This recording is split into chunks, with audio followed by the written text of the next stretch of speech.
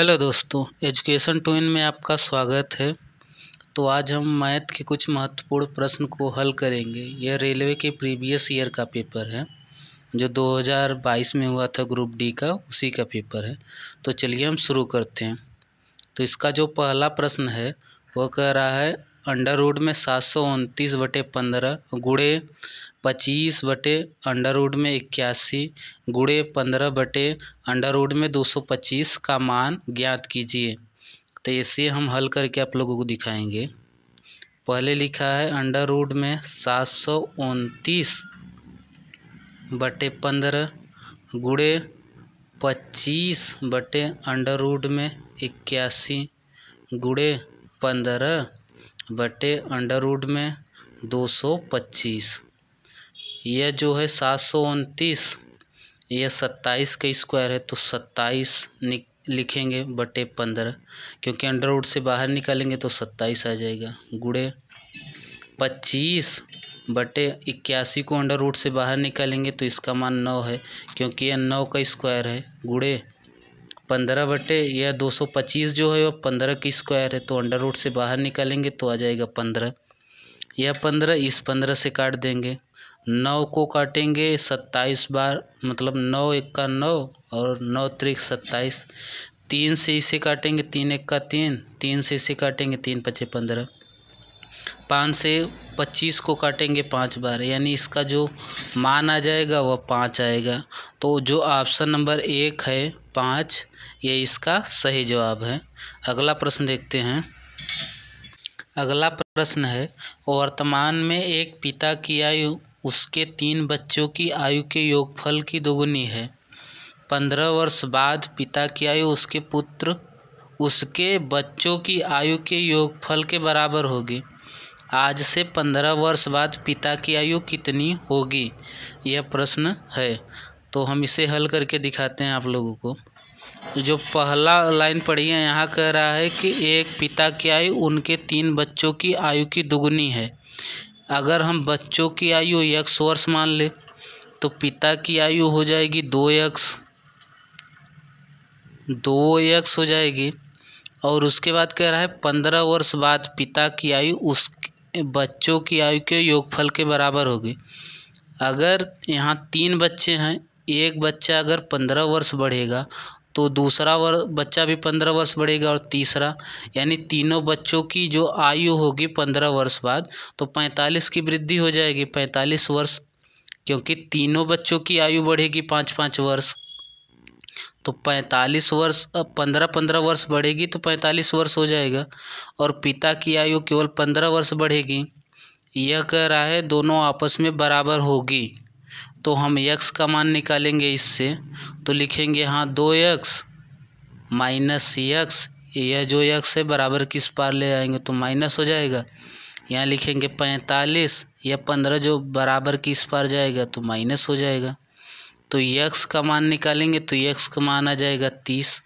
पिता की आयु अगर हम निकालेंगे तो लिखेंगे 2 गुणे 30, यानी 60 वर्ष। पिता की आयु जो है वह 60 वर्ष है वर्तमान में, लेकिन आज से 15 वर्ष बाद पिता की आयु पूछा है तो इसमें हम 15 वर्ष जोड़ देंगे, यानी पिता की आज से 15 वर्ष बाद जो आयु होगी वह 75 वर्ष होगी, जो कि दूसरे वाले विकल्प में दिया गया है 75 वर्ष। यही इसका सही जवाब है। अगला प्रश्न देखते हैं।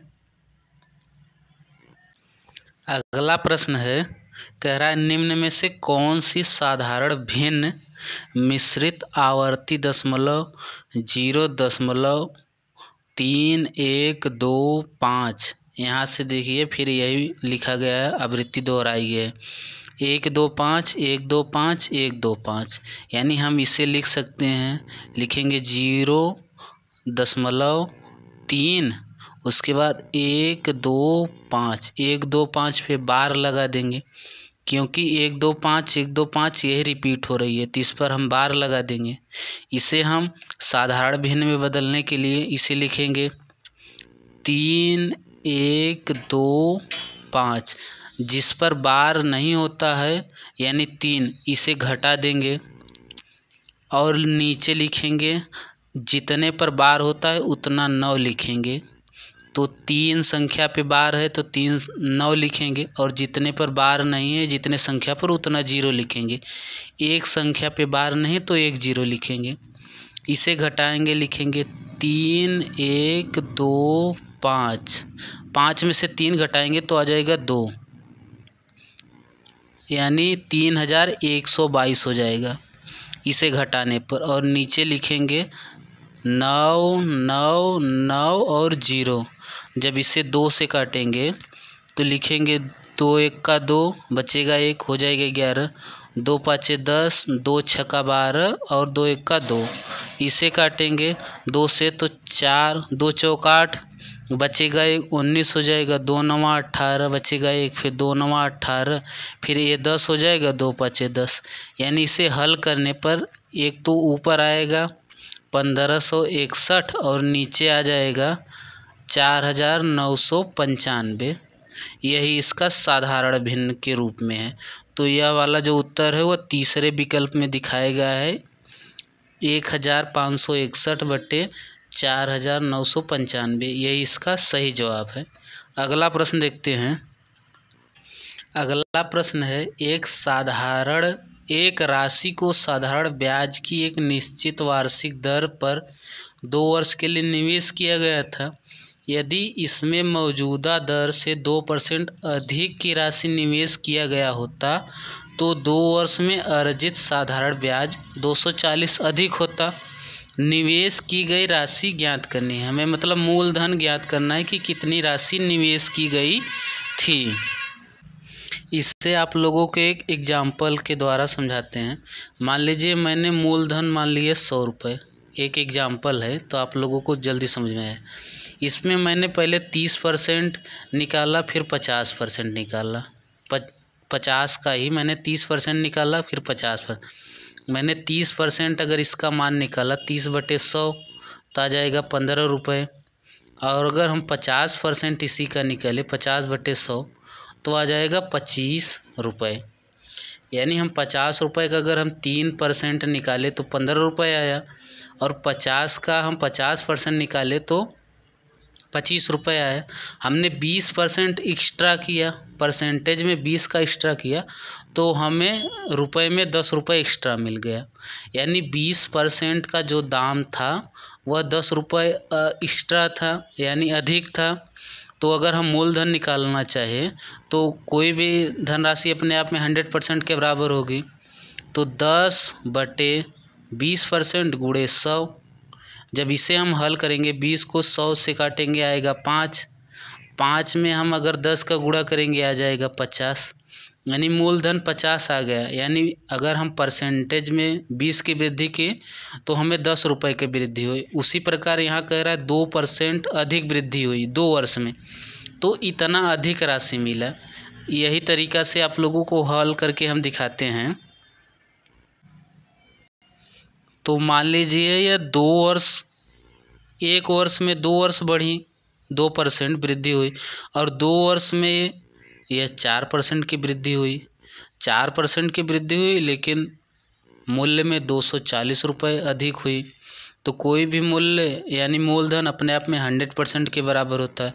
तो 240/4 गुणे 100।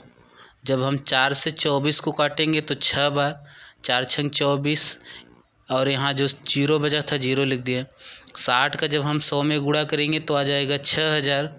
तो इसकी जो मूलधन राशि थी वह 6000 थी, जो कि चौथे विकल्प में 6000 दिया गया है। ये इसका सही जवाब है। अगला प्रश्न देखते हैं। अगला प्रश्न है, यदि किसी गोलाकार गेंद का पृष्ठीय क्षेत्रफल 616 मीटर स्क्वायर है तो उसका आयतन ज्ञात कीजिए। वक्र पृष्ठ दिया गया है और हमसे आयतन पूछ रहा है। तो गोले का जो वक्र पृष्ठ होता है वह 4πr² होता है। इसका मान दिया गया है 616 मीटर स्क्वायर। तो हम r निकालेंगे, यानी त्रिज्या का मान निकालेंगे। उसके बाद गोले के आयतन में त्रिज्या का मान रखेंगे। तो r² बराबर लिखेंगे 616/4π। पाई का मान रखेंगे, लिखेंगे 616/4 गुणे 22 नीचे 7 लिखा तो 7 सबसे ऊपर चला जाएगा। तो 4 से जब इसे काटेंगे तो लिखेंगे 4 एक का 4, बचेगा 2, 4 पचे 20, बचेगा 1, 4 छंग 24। 11 से इसे 22 को काटेंगे 2 बार, 11 को इसे काटेंगे 14 बार, 11 का 11, 11 छक 44। फिर 2 से इसे काटेंगे 7 बार। एक 7 ये है और एक 7 ये है, यानी आर स्क्वायर जो होगा वह 7 में 7 का गुणा करेंगे आ जाएगा 49। यानी आर का मान अगर हम निकालेंगे तो आर का मान जो आ जाएगा वो अंडर रूट में 49, यानी अंडर रूट से बाहर निकालेंगे तो आर का मान 7 आ जाएगा। हमने आर का मान ज्ञात कर लिया 7।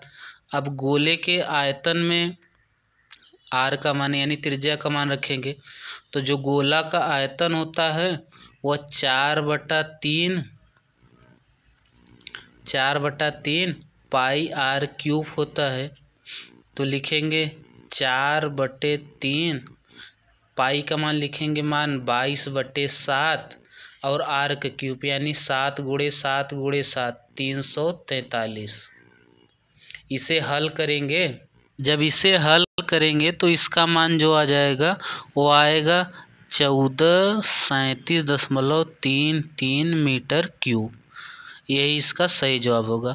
और यह जो पहले ऑप्शन में दिया गया है यही इसका सही जवाब है कि 1437.33 मीटर क्यूब। अगला प्रश्न देखते हैं। अगला प्रश्न है वह छोटी से छोटी संख्या ज्ञात कीजिए जिसमें 7 घटाने पर प्राप्त संख्या 12, 16, 18 और 21 से विभाज्य होती है। तो वह हमसे छोटी से छोटी संख्या पूछे यानी एलसीएम